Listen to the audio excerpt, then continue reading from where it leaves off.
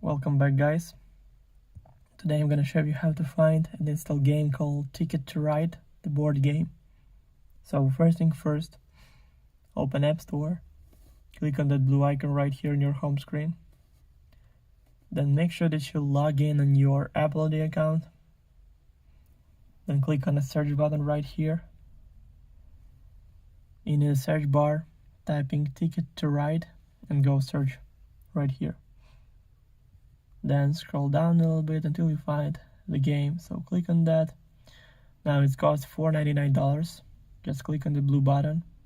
Then to confirm purchase and installation, use Face ID or Touch ID or password from your Apple ID account. So now it's all done. The game is 591.9 megabytes. Also, all links will be in the description of this video. Hope you guys enjoy. Thank you for watching. Please like and subscribe for more. Bye.